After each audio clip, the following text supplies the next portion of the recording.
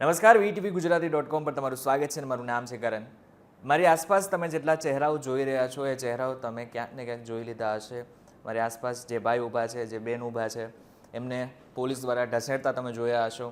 આ બધા એ જ વિદ્યાર્થીઓ છે, એ જ ઉમેદવારો છે કે જેમની એક જ માંગણી છે કે એમને કાયમી ભરતી કરવામાં આવે. એમને જે માટે મહેનત કરી છે એમને એનું પરિણામ મળવું જોઈએ. અત્યારે મારી સાથે જેટલા પણ વ્યક્તિઓ છે એમની સાથે આપણે વાત કરીશું. સૌથી પહેલાં જ મારો તમને એક પ્રશ્ન છે કે એ દિવસે ખરેખર થયું હતું શું? કે હમણાં 2 દિવસ પહેલાં જેવી રીતના પોલીસવાળાએ ઢસેડવામાં આવ્યા તમને, તો કારણ શું હતું? કારણ તો એક જ હતું કે અમે જ્યારે શિક્ષણ મંત્રી સાહેબે વાયદો કરેલો હતો કે દર 15 જૂને અમે કાયમી શિક્ષકની ભરતી કરીશું, એ વાયદો છે એ પૂરો ન થયો. એટલા માટે થઈને 15 જૂનની જે એની વાયદો કરેલો હતો એ પૂરો ન થયો. એટલા માટે થઈને ફરીથી અમે શિક્ષણ મંત્રી સાહેબને મળવા જવાના હતા કે તમે જે 15 જૂને કાયમી શિક્ષકની ભરતી ધોરણ 1 થી 12 ની અંદર તમામ વિષયની અંદર તમામ માધ્યમની અંદર જે કરવાના હતા એ ભરતીનો વાયદાનું શું થયું, એ માટે થઈને અમે રજૂઆત માત્ર ને માત્ર આવેદનપત્ર અમે આપવા જવાના હતા કે અમારી કાયમી શિક્ષકની ભરતીનું શું થયું. એ આવેદન હજુ અમે આપવા માટે સચિવાલય સાહેબની ઓફિસ પાસે પહોંચીએ એ પહેલાં જ અમારે લોકોને ત્યાં 300 જેટલી પોલીસનો બંદોબસ્ત કરી દેવામાં આવ્યો હતો, જેથી કરીને અમે ઉમેદવારો મિત્રો એકસાથે પથિકા ભેગા થયેલા. પણ ત્યાં રજૂઆત કરવા અમે જઈએ એ પહેલાં જ તે કંઈકની ને કંઈક તંત્રને આગળ કરી અને વિદ્યાર્થીઓને ઢસડવામાં આવ્યા, કંઈકની ને કંઈક મારવામાં આવ્યા અને આવી બધી રીતે આખા ઉમેદવારોની કંઈકની ને કંઈક એક જ વસ્તુ અમને દેખાય છે કે સરકાર દ્વારા કંઈકની ને કંઈક પોલીસને આગળ કરી અને અમારો કાયમી શિક્ષકની ભરતીનો જે મુદ્દો છે ને એને દબાવી દેવામાં આવે છે. અચ્છા, આ કેટલામું તમારું આંદોલન છે એ પાછું કાયમી ભરતીને લઈને? જોવા જઈએ તો જ્યારથી અમે પરીક્ષા પાસ કરી, જ્યારથી જ્ઞાન સહાયક યોજના આવી ત્યારથી લઈને અત્યાર સુધી અમે લગભગ 22 થી 25 વખત સુધી માત્ર આંદોલન કર્યું છે, ગાંધીનગર બંધ જઈને અલગ અલગ દિવસે. એ રીતે જોવા જઈએ તો જ્યારે પણ અમે આંદોલન કર્યા, અમારી માંગ એક જ છે કે ધોરણ 1 થી લઈને 12 સુધી જેટલી પણ ખાલી જગ્યા છે તેમાં બધામાં કાયમી ભરતી થવી છે. ગુજરાત સરકારના આંકડા પ્રમાણે જોવા જઈએ તો લગભગ 44,000 જેવી જગ્યા અત્યારે ગુજરાત સરકારના વિભાગમાં હાલમાં ખાલી છે. પણ જે સરકાર બફાટ કરે છે દર વર્ષે, મતલબ દરેક જગ્યા કે નવી શિક્ષા નીતિ એના પ્રમાણે જોવા જઈએ તો ગુજરાતમાં લગભગ 80,000થી વધારે કાયમી શિક્ષકોની ઘટ છે. જો આટલી બધી જગ્યાઓ ખાલી હોય તો સરકાર કાયમી શિક્ષકોની ભરતી કેમ નથી કરતી? શકુંતલાબેન, એક ક્વેશ્ચન મારે તમને સીધો પૂછવો છે કે એક સ્ત્રી તરીકે તમે અત્યારે જ્યાં રહેતા હશો, પંચમહાલથી તમે રહ્યો છો, તો હવે ત્યાંથી ને અહીંયા સુધી આવું તો ઘણી બધી તકલીફોનો એઝ સ્ત્રી તરીકે તમને સહન કરવી પડે છે. હવે એમાં પણ તમે હજી સુધી લડી રહ્યા છો, આશા છે તમને? હવે જે જાહેરાત કરી છે એ પ્રમાણે જોઈએ તો કીધું કે 9 થી 12માં અમે 7,500ની જાહેરાત કરી છે. એ એવું લાગે તો છે કે કરશે, પણ જે જૂના વાયદાઓ છે ને, જે જૂના વચનો છે એ એમણે પાળ્યા નથી. એ પ્રમાણે એવું લાગે છે કે કદાચ આ એક લોલીપોપ હોઈ શકે. પરંતુ જ્યારે ભૂપેન્દ્ર પટેલ જ્યારે ગુજરાતના સીએમ તરીકે જ્યારે ટ્વીટ કરે છે તો બની શકે કે આગળના સમયમાં હજી બોલ્ડ નિર્ણય લેવાના છે? હા, બની શકે કે લઈ શકે. બને છે. હજી એક ક્વેશ્ચન મારે તમને તમારાથી છે કે ખરેખર આંદોલન છે, 44,000 જેટલી જગ્યાઓ ખાલી છે, પરંતુ એવું તો નથી ને કે સરકાર ભરતી કરવા જ નથી માંગતી? કારણ કે જો નથી જ કરવા માંગતી તો 7,500 શું કામ કરે? એમાંય ના કરે? સરકારની કંઈકની ને કંઈક દાનત એમ જોઈએ ને તો સરકારની દાનત ભરતી કરવાની છે જ નહીં. આજે આપણા માનનીય પ્રધાનમંત્રી, આપણે વડાપ્રધાન સાહેબની વાત કરીએ તો આપણા ગુજરાતના જ છે અને અહીંથી આપણે એને દિલ્હીમાં 2014માં મોકલા હતા. અને સાહેબ તમને વાત કરું કે માત્ર અમુક વસ્તુઓ છે ને એ બેનર ઉપર જ થતી હોય છે. માની લો કે વાત કરીએ કે આજે બધા મંત્રીઓ, નેતાઓ બધા હશે, મોટા મોટા યોગા કરવા માંડ્યા છે, આમ ને તેમને ટાંટિયા ઉલાડતા હશે. 21 જૂન છે અને સાહેબ જ્યારે 2014માં દિલ્હી ગયા અને વર્ષ દિવસ પછી સાહેબને એમ થયું કે લાવો ને આપણે 21 જૂન છે, લાંબો દિવસ છે, તો આપણે યોગ દિવસ તરીકે જાહેરાત કરી દઈએ.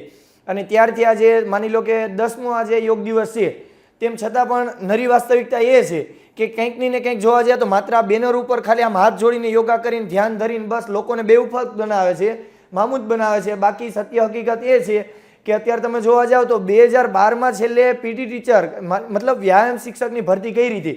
2012થી લઈને 2024 આજે 12 વર્ષ થઈ ગયા, તેમ છતાં પણ શાળાઓને પીટી ટીચર નથી આપવામાં આવ્યા.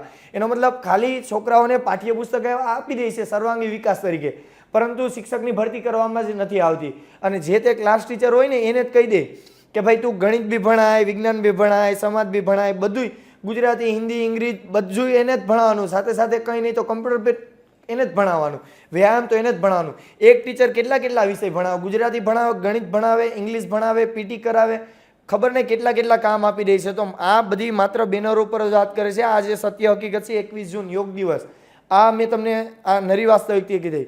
તો મારે સાહેબને એટલું જ કહેવું છે કે તમે આ મોટી મોટી બેનર ઉપર વાત રહેવા દો અને કાયમી શિક્ષકની ભરતી કરો, એ જ અમારી માંગ છે. બરાબર છે. હવે કાયમી શિક્ષકોની ભરતીની વાત છે, તો હવે તમારી સાથે એવી કઈ ઘટના બની છે? તમારા ફેમિલીમાં તો પ્રેશરાઇઝ થતું જ હશે ને કે ભાઈ આ નથી કરવું, હવે આપણે छोड़ी दे आंदोलन, बीजू कोई धंधो करी ले?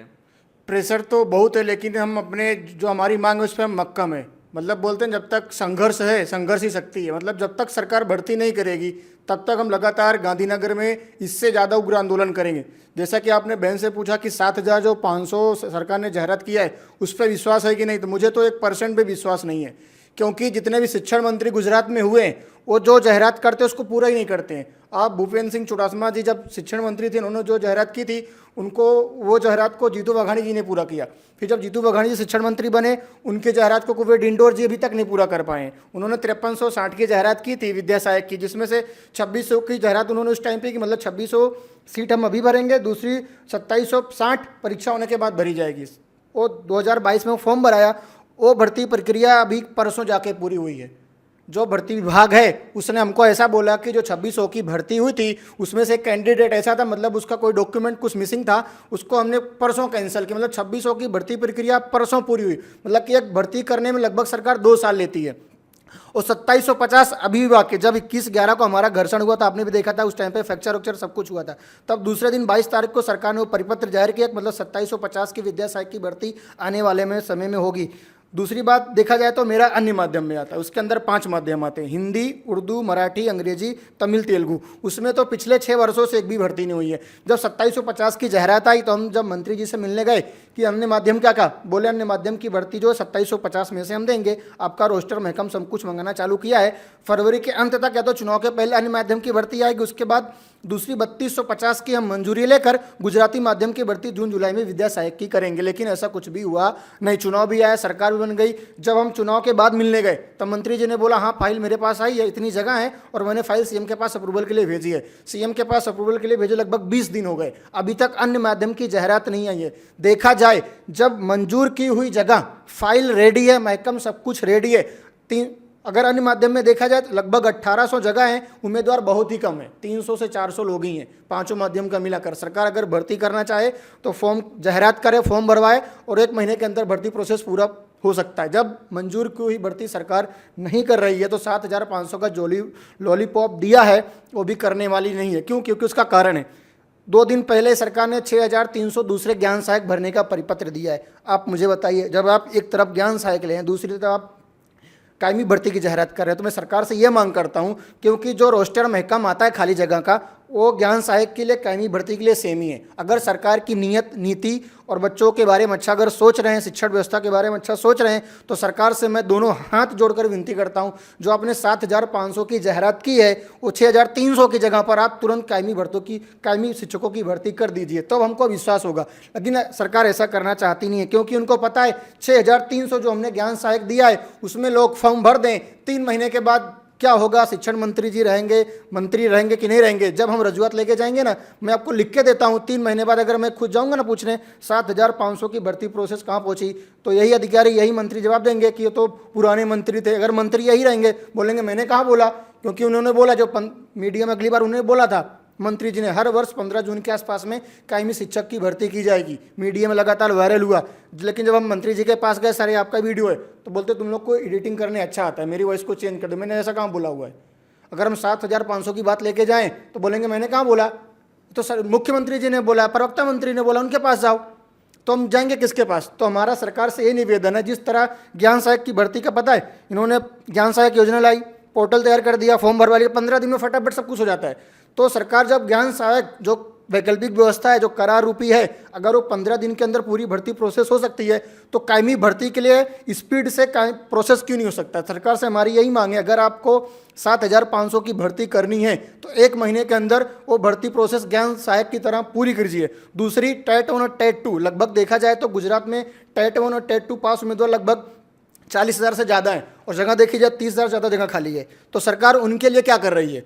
जब तक सरकार कक्षा 1 से लेकर कक्षा 12 तक और सभी माध्यमिक कायमी शिक्षकों की कितनी भर्ती होगी, कब निमणूक दिया जाएगा, अगर उसकी जाहिरात नहीं करती है तो आने वाले समय में हम लोग फिर से इससे ज़्यादा उग्र आंदोलन गांधीनगर में करेंगे। दूसरी बात, सरकार बड़े बड़े बोर्ड तो मारती है, तो मैं सरकार से ऐसा बोलता हूँ, अगर भर्ती नहीं करना है तो एक बोर्ड ऐसा मार दे कि सिस्टम में छेद है और भर्ती ना करने के लिए खेद है।